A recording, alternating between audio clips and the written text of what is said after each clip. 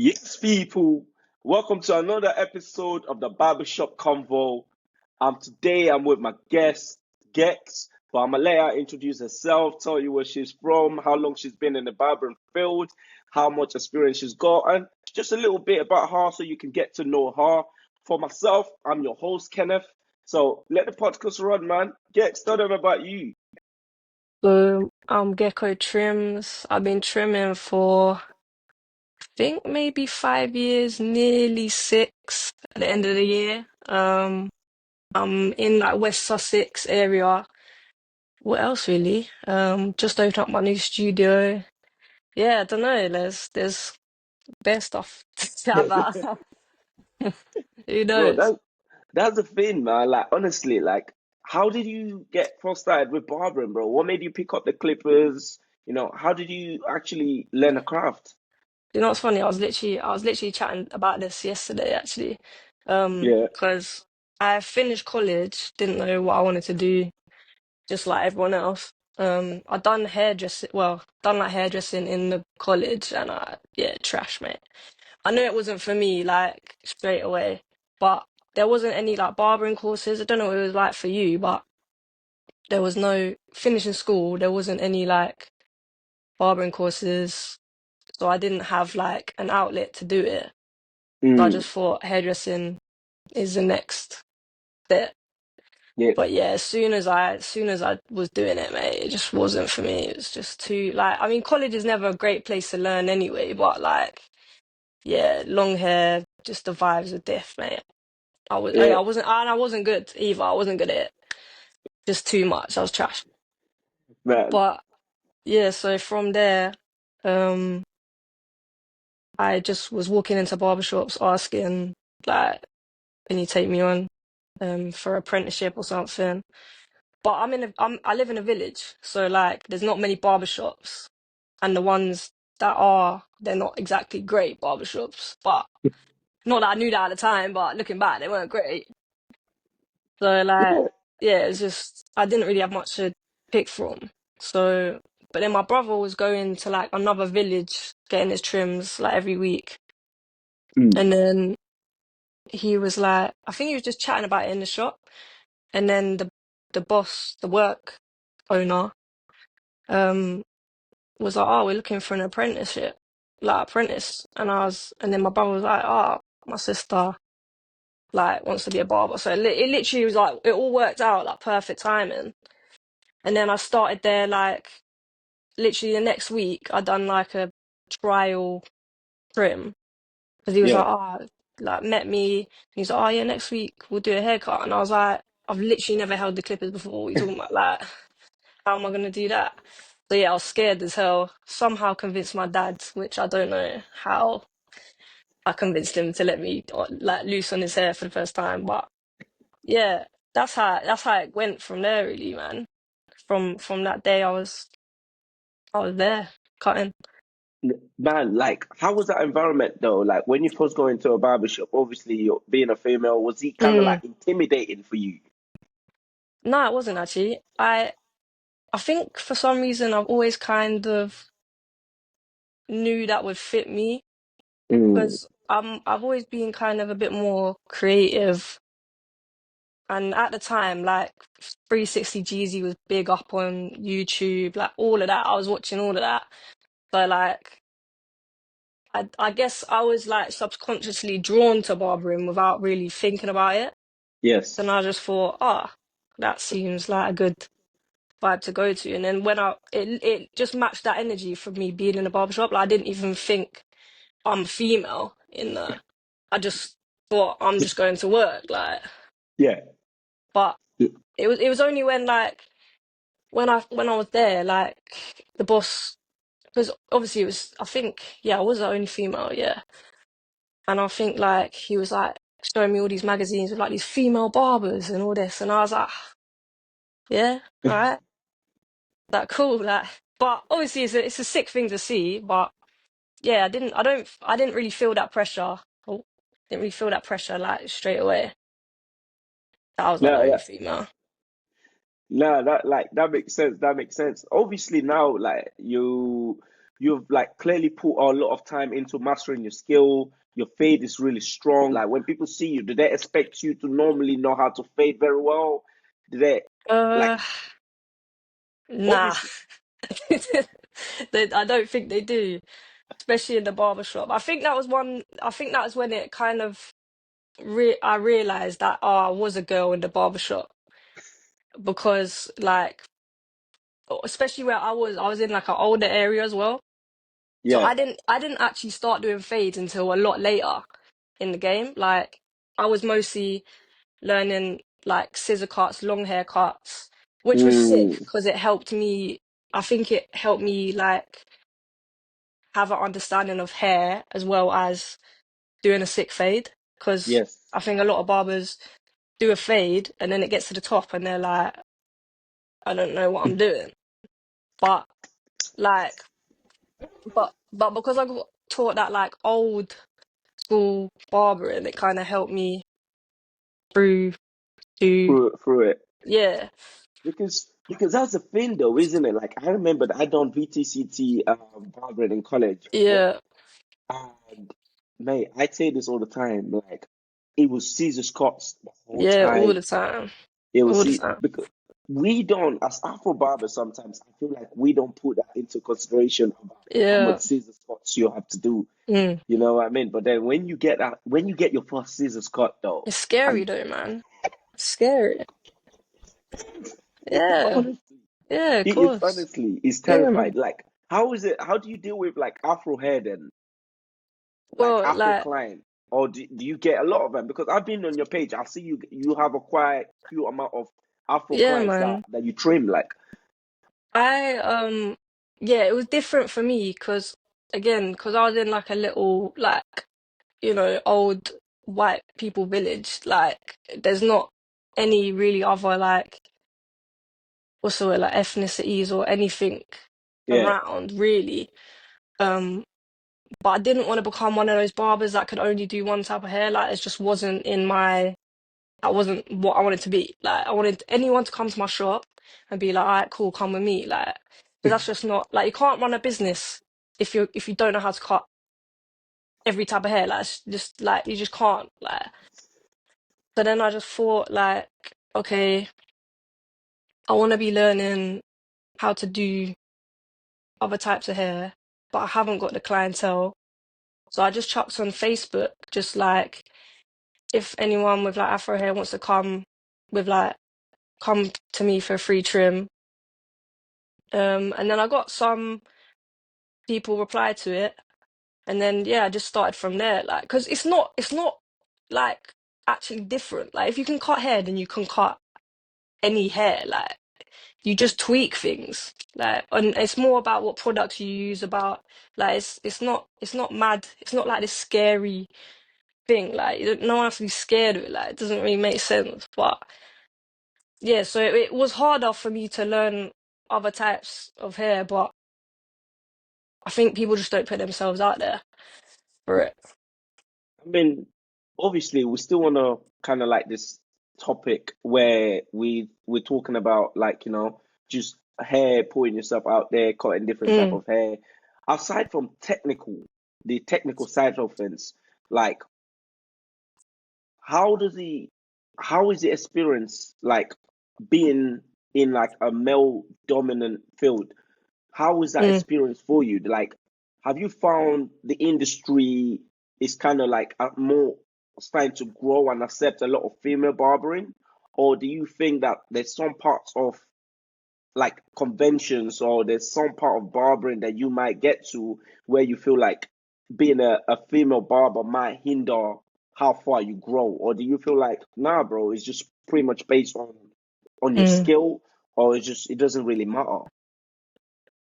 I I don't know. I think it has grown.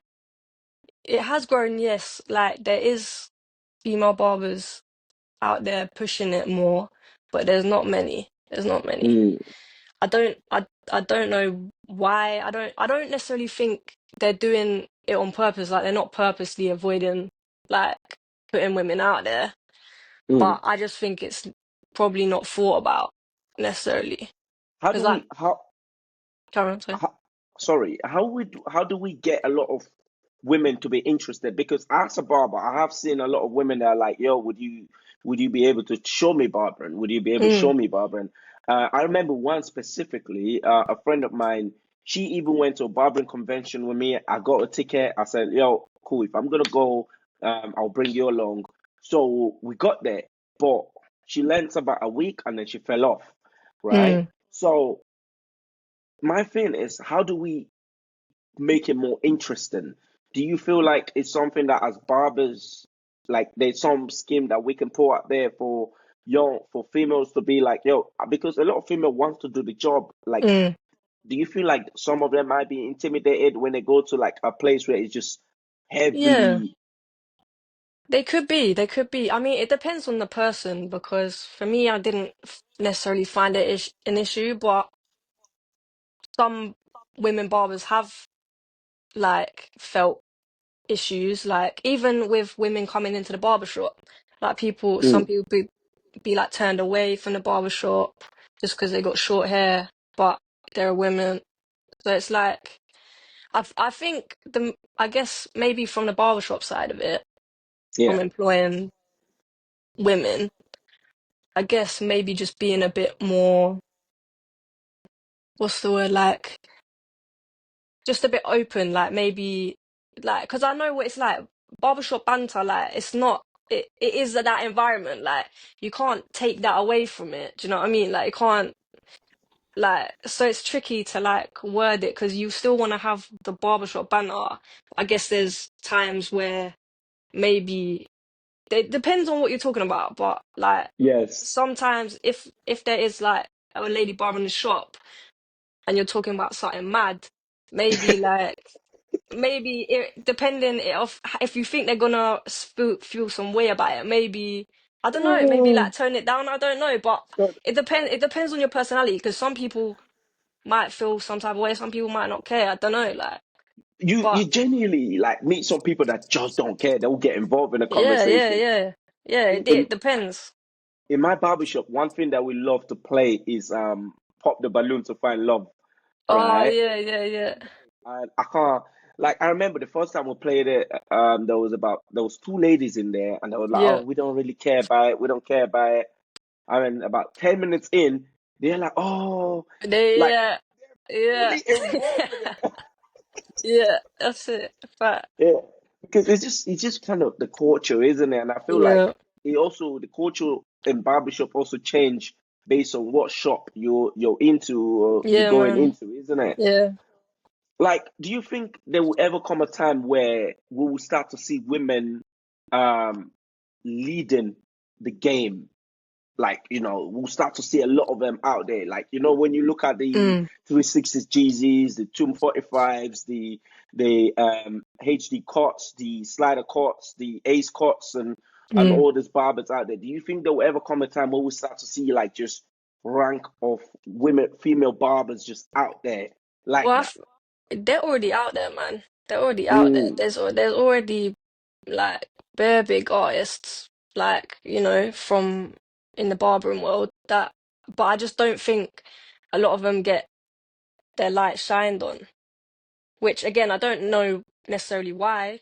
I can't necessarily say it's because they're female, but it kind of seems like it a little bit. Do you know what I mean? But it does.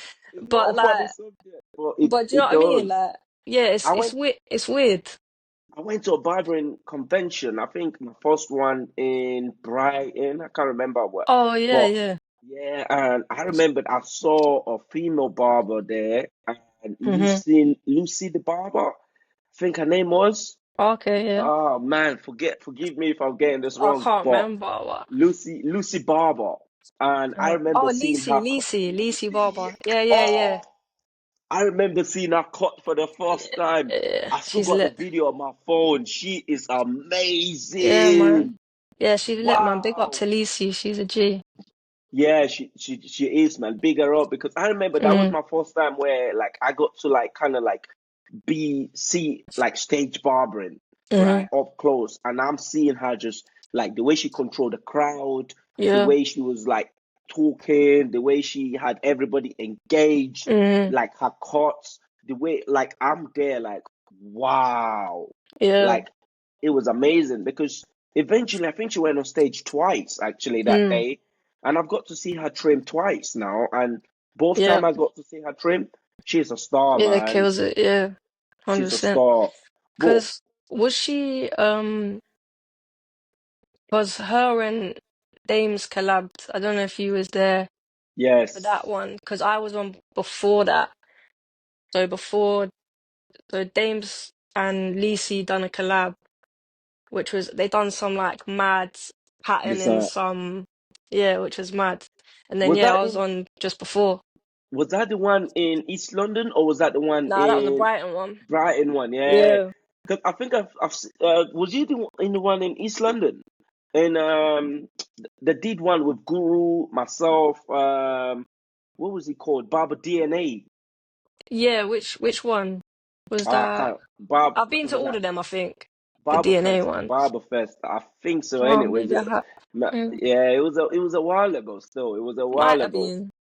But you know, you haven't shied away from proving yourself as well because, like, Mm. you've been on stage as well. Like, you competed against a bunch of different barbers. Like, how do you feel being up there in that competition spotlight? Yeah, man, I feel all right. It's to be fair, any if when it comes to competition, anytime I've done a competition, there's always been something that's flopped. Like Mm, I I think most of my models have dropped out that day, so I've had to mm. be like proper not prepared, rush, pick up someone from the crowd. So yeah, it's always been a bit of a different experience, my competitions. But yeah, from cutting, like it's vibes because you got the music going. Like it's good energy when there's people around. It is a bit nervous, but like you kind of just focusing on what you're doing, sort of Yeah. thing.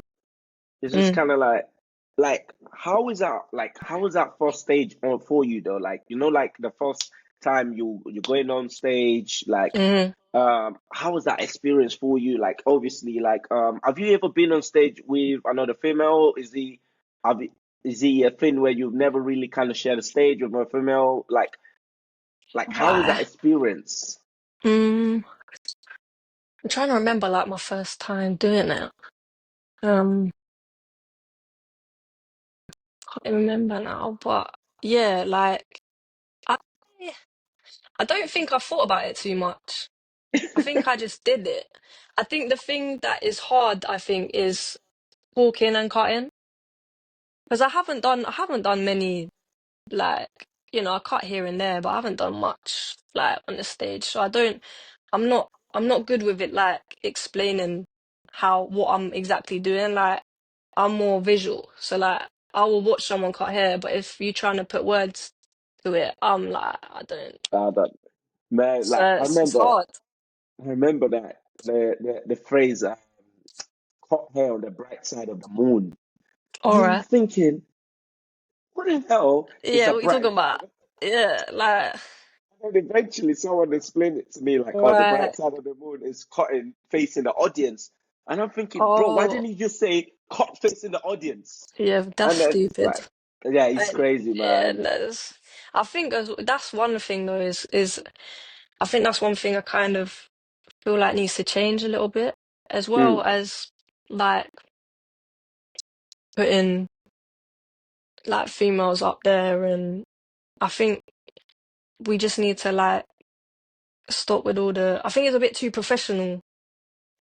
Like I get it, but there's a side to barbering which is creative, and I Yeah, feel like it kind of takes the kind of fun creative side out a little bit when you're being so formal. Like we're not office job people. Like we're like people that chat all day, like and just cutting, having like we're just yeah, it's a creative industry. I feel like in a lot of the industry environments, it kind of takes in the barbering world anyway, it takes a lot of that out.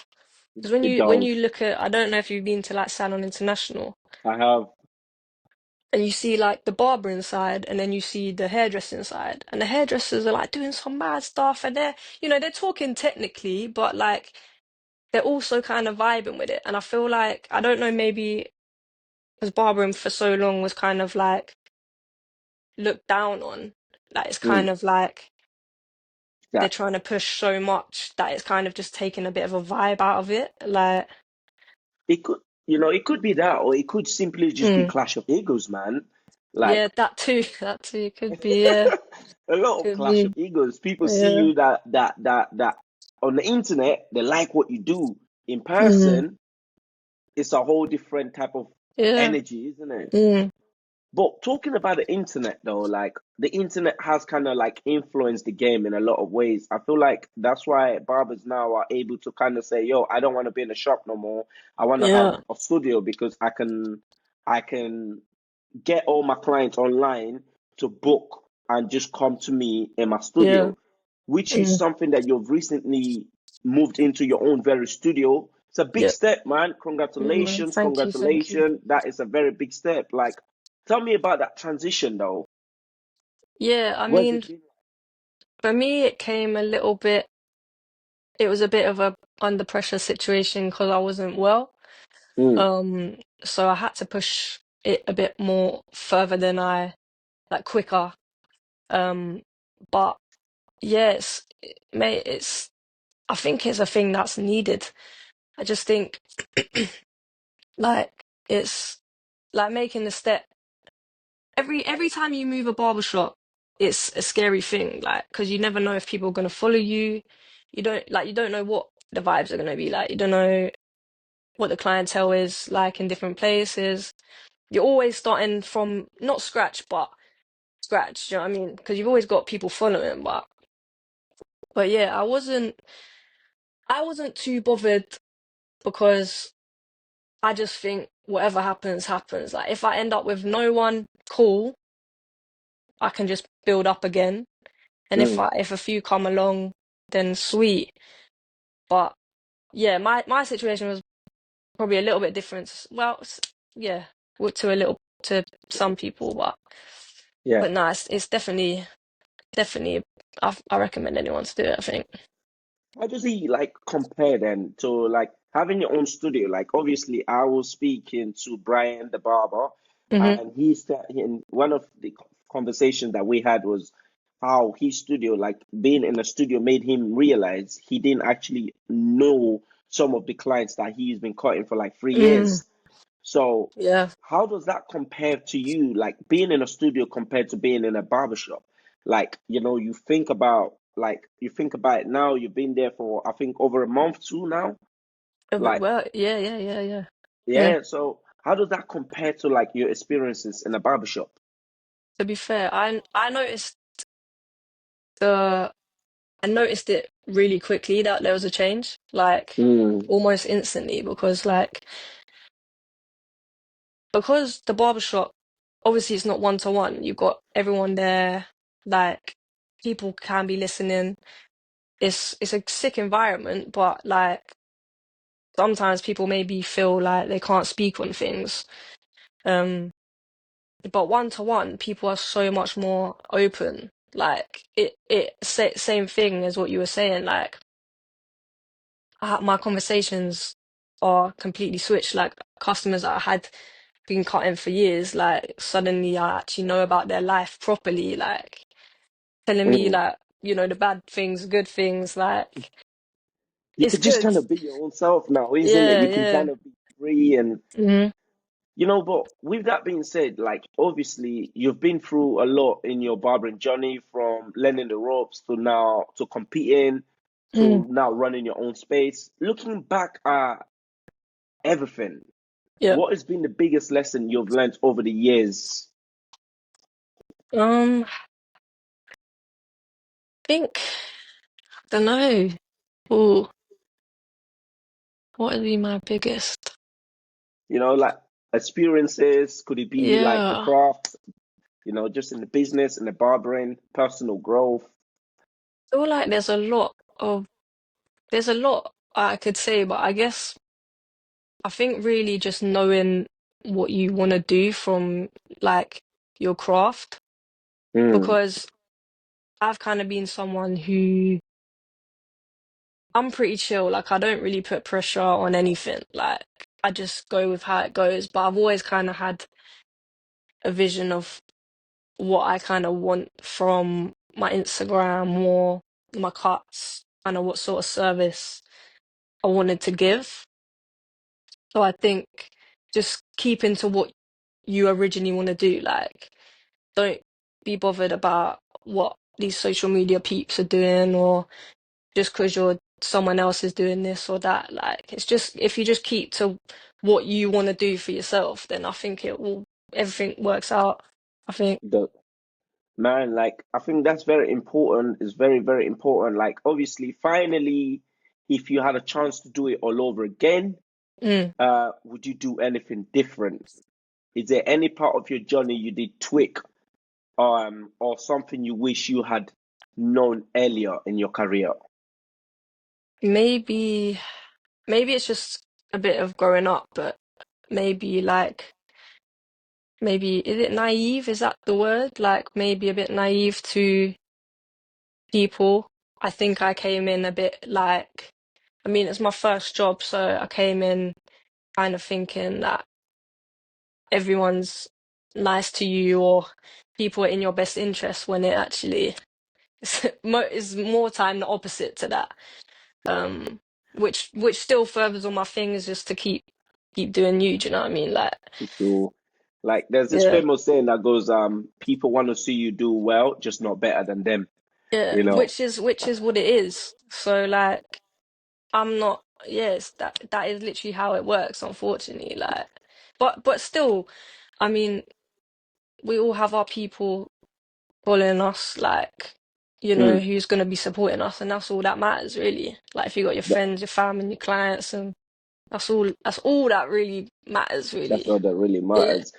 Man, but then this is the last part of obviously the podcast is the would you rather questions. Ooh, And the warm-up one is it gets harder as it goes on. I'm not good at these.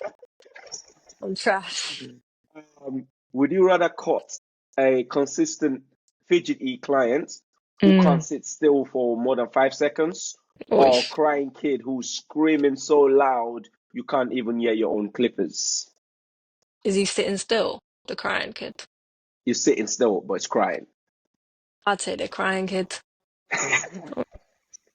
I'd say the crying kid. All right, cool. Let's step up. Yeah. Would you rather have to cut a client's hair? Would you rather have to cut a client's hair while they are chewing gum with a strong coffee and cigarette breath hitting your face the whole time, Mm. or have to cut someone with sweaty, itchy scalp who keeps complaining the whole time? Nah, the first one, the first one. All right, cool. Nah.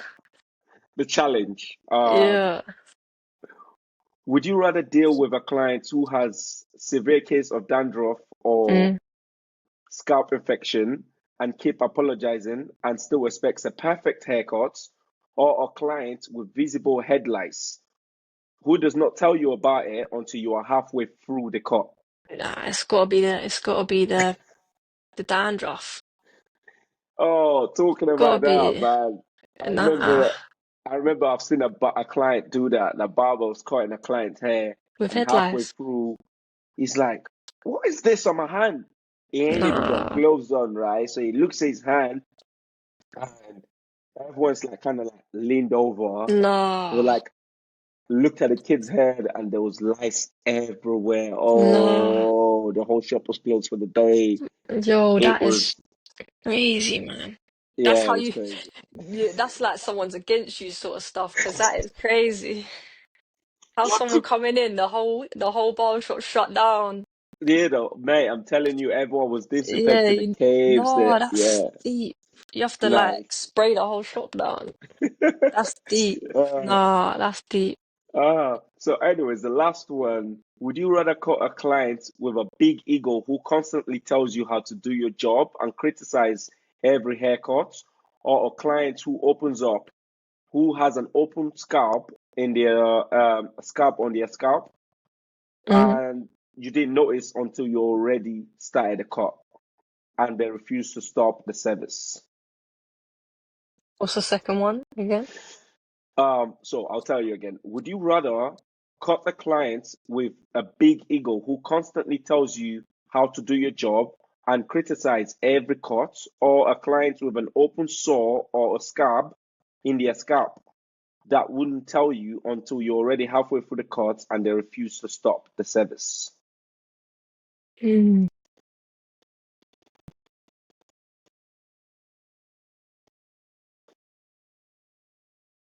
I feel like the second one.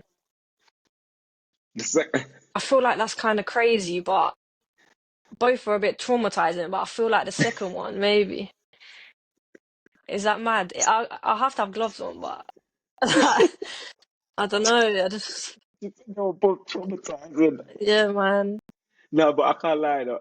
Like, you ever have them clients? It's like, bro, just take the clippers, bro. Just you want to cut No, your own because hair.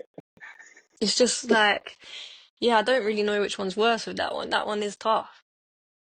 They're That one is. both, yeah, they're both not it. Nah, but this is kind of like the end of the podcast. But one Love, thing man. I always do on a podcast is like obviously let you give a recommendation of one of your top products, Oh, why you like the oh, products, why you recommend the products, and yeah, what the product does. what hair product? Yeah, Oh, something that I'm using quite a lot at the moment would be the Statement Grooming Oil Cream and the serum. That's like my go-to for like wavy hair, curly clients. Because I think a lot of people are having like the wet look at the moment, kind of like what I yeah. got on. Um, and that just fits it perfect because it's like lightweight, fits a lot of kind of has a bit of hold, but holds like what am I trying to say? Um, yeah, the mat. No, the let me reset. Wow, crazy fumble. Yeah, the statement grooming curl cream and the serum for wavy and curly hair clients is like my go-to.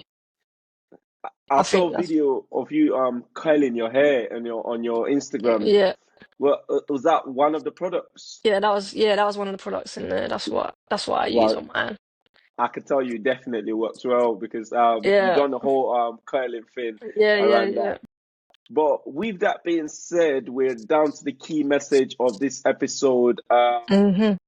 which is it is not how much money you make.